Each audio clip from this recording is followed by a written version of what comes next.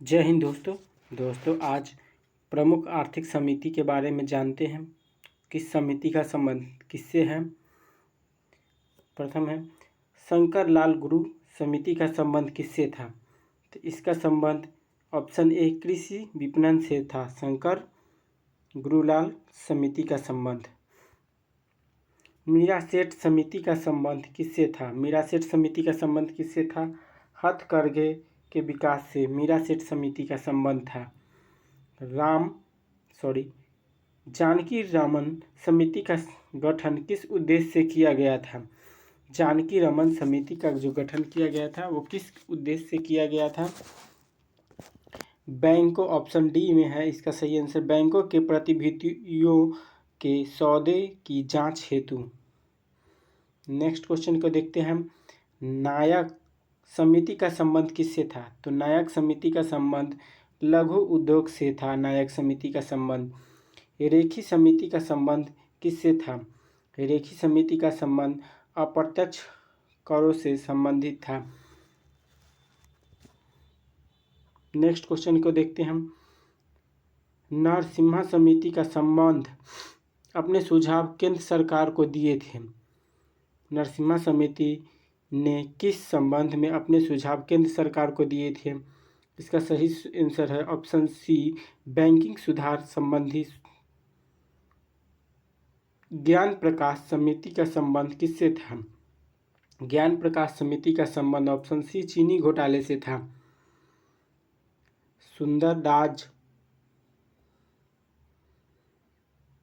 सुंदर राजन समिति का संबंध किससे था?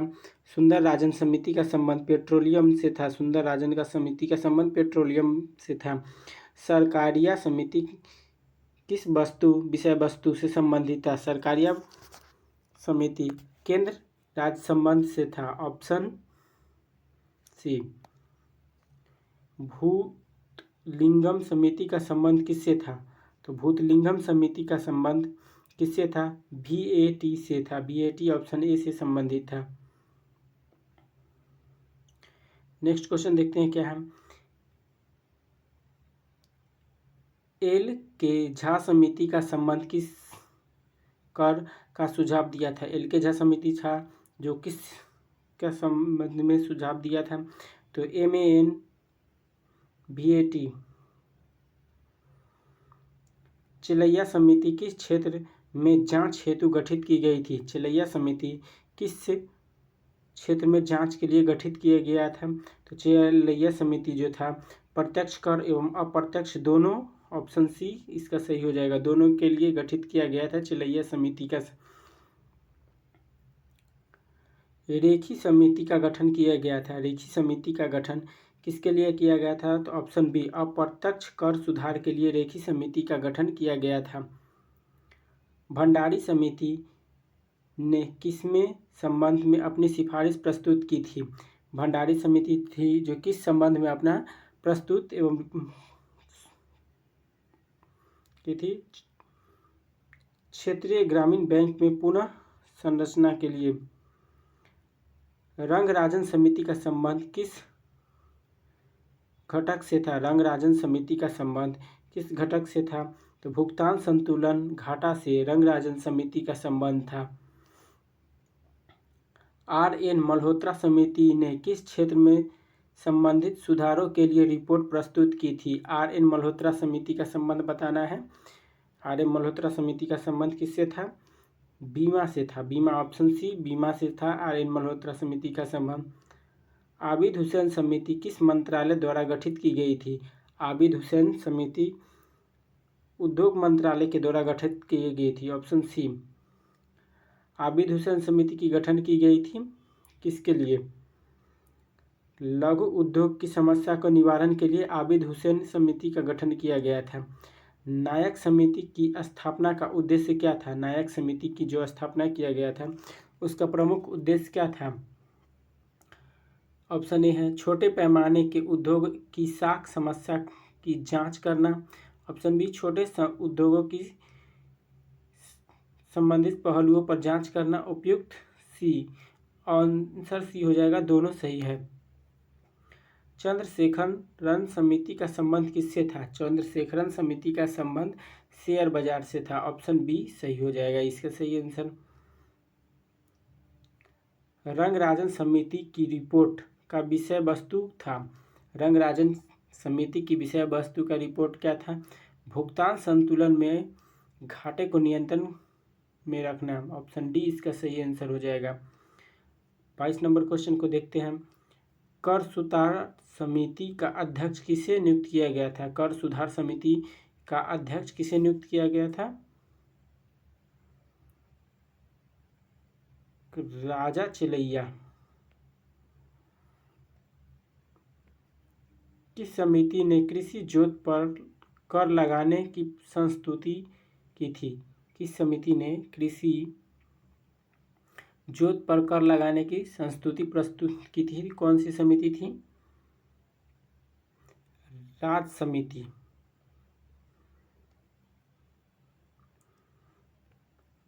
कर संरचना संबंधी सुधारों के लिए गठित की गई समिति थी। कर संरचना संबंधित सुधार के लिए गठित थी। चिलैया समिति का संबंध कर संरचना से था।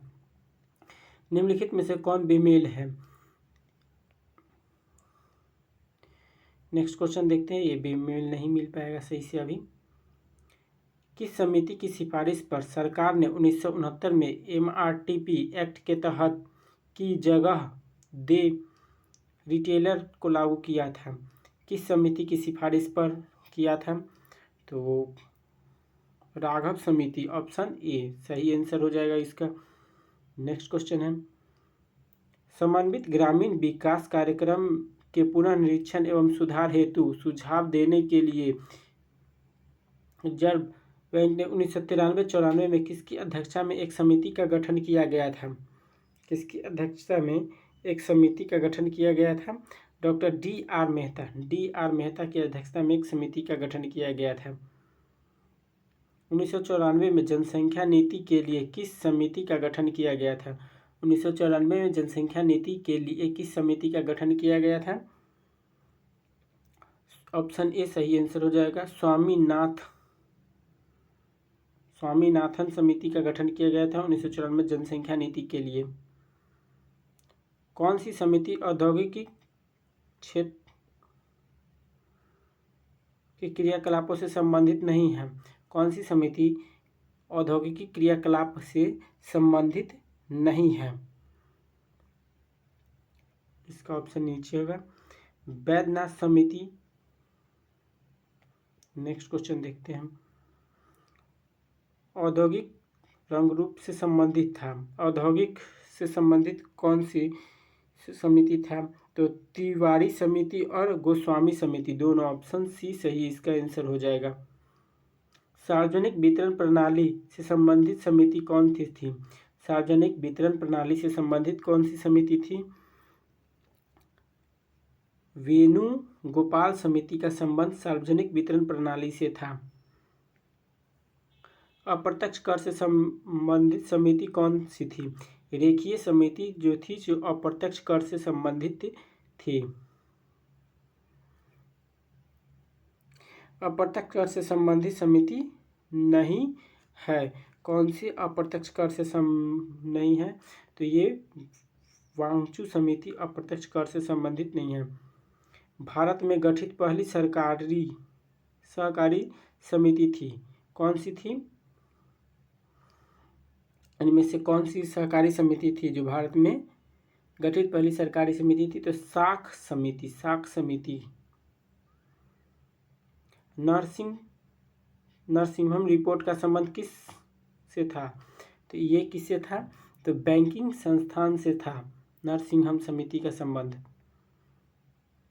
चिलैया समिति का संबंध किससे था? चिलैया समिति का संबंध किससे था?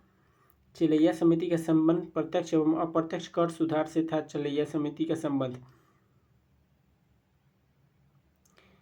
बी.के. चतुर्वेदी कमेटी ने निम्नलिखित में से किससे संबंधित कार्य किया था? बी.के. चतुर्वेदी कमेटी जो थी किससे संबंधित था? ये ऑप्शन डी तेल क्षेत्र में कीमत सुधार से संबंधित था। तारपोर समिति निम्नलिखित में से किस एक में से संबंधित थी? तारपोर समिति का संबंध किससे था? तो ये पूंजी लेखा परिवर्तनशील था।